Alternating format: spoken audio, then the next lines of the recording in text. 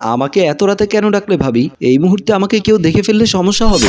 ভাবি বলল, তুমি এসব নিয়ে চিন্তা করো না তো, এত রাতে এখানে কেউ জেগে থাকে না। এমন সময় লাভলি ওয়াশরুমের দিকে যেতেই থমকে যায়। সে কান লাগিয়ে শুনতে থাকে। তুমি এত টেনশন করো না তো, আসো একটু সুখ দাও। তুমি কিন্তু বেশি রিস্ক নাও ভাবি, না জানি কোন দিন কেউ দেখে ফেলে আর আমাদের দুজনের সম্মান কই যাবে। ভাবি বলল, তুমি কিন্তু আমার মুড নষ্ট করে দিচ্ছ, এত কথা বলো কেন তুমি?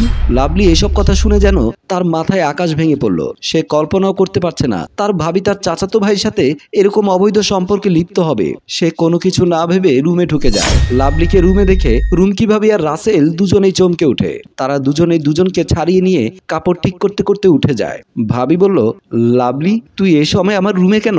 তোমার কি কাণ্ডজ্ঞান নেই? মনে হয় কারোর সাথে দেখা করার জন্য বের হতে চাচ্ছ, আর আমি জেগে আছি দেখে এখানে ঢুকে গেছো। লাভলি ভাবির মুখে এমন কথা শুনে একদম হতভাগ।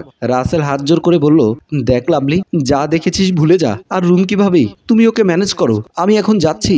এই বলে রাসেল সেখান থেকে চলে যায়। লাভলি বলল, ভাবি আমি বিশ্বাস করতে পারছি না আপনি আমার ভাইকে এভাবে ঠকাচ্ছেন। ভাই বিদেশ গেছে মাত্র 2-3 মাস হচ্ছে, এর ভেতর আপনি পরকীয়া সম্পর্কে জড়িয়ে গেছেন। রুমকি বলল, আমার পার্সোনাল কাজে তোমার নাক না গলালেও চলবে, আমি কি করব না করব সেটা কি তোমাকে বলতে হবে? এখনই রুম থেকে বের হয়ে যাও। লাভলি আর কিছু না বলে সেখান থেকে বের হয়ে যায়। লাভলির অনেক রাগ হচ্ছে। সে রুমে বসে ভাবছে, ভাবি কি ভাইয়াকে ঠকাচ্ছে নাকি? কেন এরকম করলো? ভাইয়া বিদেশে আমাদের জন্য কত কষ্ট করছেন, আর এদিকে আমার ভাবি। আমি এসব ভাইয়াকে বলবোই, কিন্তু ভাইয়াকে যদি এসব বলি তাহলে ভাই অনেকটা ভেঙে পড়বে। আমি নিজেই দেখি ভাবিকে ঠিক করতে পারি কিনা। হঠাৎ মেসেজের টুং শব্দে লাভলি মোবাইলটা হাতে নিল। হাতে নিয়ে দেখলো তার ভাবি মেসেজ করেছে, আর তাতে লেখা আছে, আবার বলছি যা দেখেছো ভুলে যাও, এসব যাতে তোমার ভাইয়া কিছু না জানে, যদি জানে আমার চেয়ে খারাপ কেউ হবে না। এরকম SMS দেখে লাভলি যেন কিছুতেই বুঝতে পারছে না। সে আর কিছু না ভেবে ঘুমিয়ে পড়ে। সোফায় বসে আছে লাভলির মা, বাবা, ভাবি, রুমকি ও রুমকির এক চাচাতো ভাই ফাহিম। সবাই বসে গল্প করছে। আর ওদিকে লাভলি ঘুম থেকে উঠে ফ্রেশ হয়ে ড্রেসিং টেবিলের সামনে বসে সাজগোজ করছে, কারণ সে শুনেছে আজ নাকি রুমকি ভাবির ভাইয়া রাকিব আসবে। রাকিবকে খুব পছন্দ করে লাভলি, তাই নিজের মনের মানুষটাকে দেখতে নিজের মতো করে সাজছে লাভলি। সে সাজগোজ করে রুম থেকে বের হয়ে গেল। লাভলি সোফার দিকে যাচ্ছে, আর ওদিক থেকে রাকিবও আসছে। লাভলি তাড়াহুড়ো করতে গিয়ে হোঁচট খেয়ে রাকিবের উপরে পড়ে গেল। রাকিবের বুকের উপরে লাভলি। লাভলির বেশ ভালো লাগছে এভাবে থাকতে, কিন্তু সেখানে সবাই আছে, সে কিভাবে উঠবে? তবুও সাহস করে উঠে পড়ে। আর বাকিরা সবাই লাভলির দিকে হা করে তাকিয়ে আছে। এইসব দেখে লাভলি লজ্জার মাথা খেয়ে বলল, কি হয়েছে? সবাই ভাবে তাকিয়ে আছো কেন? রাকিবও নিজেকে কোনো রকম গুছিয়ে নিল। সে কিছুই বলতে পারছে না। লাভলি আর কিছু না বলে ওখান থেকে চলে গেল। রান্নাঘরে রান্না করছে রুমকি। সেখানে লাভলি পাশে গিয়ে দাঁড়ায়। লাভলি নরম গলায় বলল, আমি আপনাকে একটা কথা বলতে চাই, প্লিজ আপনি আমার ভাইকে এভাবে ঠকিয়েন না। আমার ভাই আপনাকে অনেকটা ভালোবাসে। রুমকি বলল, আচ্ছা সেসব পরে দেখা যাবে, তুমি সেসব নিয়ে ভেবো না। তবে তুমি আমার ভাইয়ের উপরে এভাবে না পড়লেও পারতে। লাভলি লজ্জা পেয়ে আর কিছু বলল না। এমন সময় রাকিব এসে লাভলিকে বলল, লাভলি তুমি একটু আপুর রুমে আসো তো, তোমার সাথে জরুরি কথা আছে। এই বলে রাকিব সেখান থেকে চলে যায়। এই কথাটা শোনার পর লাভলির মনে যেন লাড্ডু ফুটছে। আর দেরি না করে দৌড়ে চলে গেল রাকিবের রুমের দিকে। লাভলি দরজার সামনে গিয়ে উকি দিয়ে বলল, আমি কি ভেতরে আসতে পারি? রাকিব বলল, হ্যাঁ আসো। লাভলি ভেতরে গিয়ে দেখে রাকিব একটা ফুল নিয়ে বসে আছে। লাভলি পাশে দাঁড়িয়ে থেকে বলল, ভাইয়া আমাকে কেন ডেকেছেন? কিছু বলবেন? বলার জন্যই তো ডেকেছি, বসো আমার পাশে। না না, আমি এখানেই ঠিক আছি ভাইয়া, আপনি কি বলবেন বলেন। রাকিব লাভলিকে হাত ধরে বসিয়ে বলল, একটা কথা শুনলাম, সেটা কি সত্যি? লাভলি একটু নার্ভাস হয়ে বলল, কি শুনেছেন ভাইয়া? আপুর কাছ থেকে শুনলাম যে তুমি নাকি আমাকে ভালোবাসো। কথাটি শুনে লাভলি থতমত খেয়ে বলল, মানে কি বলছেন এসব? আমি আপনাকে ভালোবাসতে যাব কেন? ও তাহলে কি আপু আমাকে মিথ্যে বলল? এত বড় মিথ্যে কথা তো আপু বলবে না, ভাবি হয়তো মজা করে বলেছে। আচ্ছা আমি যাচ্ছি ভাইয়া। উঠতেই রাকিব বলল, শোনো লাভলি। জি বলেন। তারপর রাকিব দাঁড়িয়ে ফুলটি সামনে ধরলো। আই লাভ ইউ লাভু আমার, আমি তোমাকে অনেক ভালোবাসি, অনেক। লাভলি মনে মনে বলল, ওয়াও, মেঘ না চাইতে বৃষ্টি। এবার সে একটু ভাব নিয়ে বলল, ছি ভাইয়া আপনি কি বলছেন? আপনি আমার বড় ভাইয়ের মতো। তো কি হয়েছে, ভালোবাসা যাবে না নাকি? না যাবে না। তুমি কি ভয় পাচ্ছ নাকি? কিসের ভয়? আমি কেন ভয় পাবো?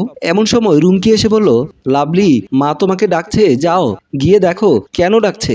রাকিবের সাথে পরে কথা বলতে পারবে। লাভলি আর কিছু না বলে রুম থেকে বের হয়ে আসে। লাভলি দেয়ালে তালে হেলান দিয়ে মনের খুশিতে বিড়বিড় করে গান করছে। সে আজ অনেক খুশি। তারপর সেখান থেকে নাচতে নাচতে মায়ের কাছে চলে গেল। মায়ের কাছে যেতেই তার মা বুবলি বেগম বলল, কিরে, আজ মনে হয় একটু বেশি খুশি লাগছে তোকে। মা, আজ একটু খুশিতেই আছি। ডাকলে কেন সেটা বলো মা। রাকিব কেন এসেছে জানিস? আমি কি করে জানবো মা? আমাকে তো বলেনি। তোর ভাবি তোকে কিছু বলেনি? ভাবি আবার কি বলবে? কি হয়েছে বলো তো তুমি? আমাকে আর কনফিউশনে রেখো না। মা হাসি মুখে লাভলির দিকে তাকিয়ে বলল, আজ তোর আর রাকিবের বিয়ে? লাভলি কিছুটা অবাক হয়ে বলল, কি হঠাৎ কি সব বলছো মা? ওদের নাকি তোকে খুব ভালো লেগেছে। আর ছেলেকে তো আমরা চিনি, ফ্যামিলিও ভালো আছে। আম্মু, পাগল হয়ে গেছো নাকি? পাগল হব কেন? এতে পাগলামের কি আছে বলতো? এটা সম্ভব না মা। এমন সময় লাভলির আব্বু এসে বলল, অসম্ভব আর সম্ভব সেটা আমি বুঝবো। আমি ওদের বাড়িতে কথা দিয়েছি আজকেই তোদের বিয়ে। আর তুই যদি আমার কথার অবাধ্য হোস তাহলে তার ফল কি হবে তুই খুব ভালো করেই জানিস। লাভলি আর কিছু না বলে বলল, আমি একটু আসছি। লাভলি ব্যালকনিতে এসে ভাবছে, এটা কিভাবে সম্ভব? আমি তো মনে মনে এটাই চেয়েছিলাম, কিন্তু আমি তো কাউকে বলিনি সে কথা। তাহলে সবটা কিভাবে হচ্ছে? একটু আগে প্রপোজ করলো, এখন আবার বিয়ে। সবটা কেমন সন্দেহজনক লাগছে। যাই হোক, এটাই তো চাই আমি। যাক, মাকে গিয়ে বলি আমি রাজি। তারপর সে সেখান থেকে চলে আসে। লাভলি আর রাকিবের বিয়ে খুব সাধারণভাবে হয়ে গেল। কোনো আত্মীয় স্বজনকে ডাকা হয়নি। দুই পরিবারের মানুষ ছাড়া কেউ ছিল না। লাভলিদের রুমটি খুব সুন্দর করে সাজানো হলো। যার যার মতো সবাই ঘুমিয়ে গেছে। লাভলিও গিয়ে তার পাশে বসে রাকিবের মুখটি তার দিকে ফিরিয়ে বলল, জানো, অনেক দিনের ইচ্ছা আজ পূরণ হলো। তোমাকে নিজের করে পেলাম। আজ আমি অনেক খুশি। তুমি আমাকে কোনোদিনও কষ্ট দেবে না তো? তখনই রাকিব লাভলির হাতটা ছুঁড়ে দিয়ে বলল, এই, তোমার এসব ন্যাকামো বাদ দাও। তোমাকে ভালোবেসে বিয়ে করিনি আমি। এরকম কথা শুনে লাভলির মাথায় যেন আকাশ ভেঙে পড়ল।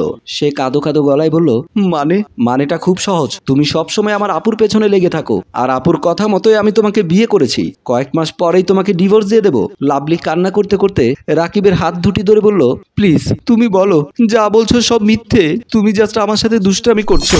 রাকিব সেখান থেকে উঠে রুম থেকে বের হয়ে যায়। লাভলি বেচারি বিছানায় বসে বসে কান্না করতে থাকে। কি চাইলো আর কি হলো? বেশ কিছু প্রশ্ন রেখে আমাদের গল্প এখানেই শেষ হয়। সম্মানিত ভিউয়ার্স, আপনাদের মতামত কি? এই বিয়েটা কি লাভলি টিকিয়ে রাখতে পারবে, নাকি ভাবির কুচক্রের কাছে হেরে যাবে? কি হতে চলেছে এই গল্পে তা জানতে দ্বিতীয় পর্বের জন্য কমেন্টস করুন।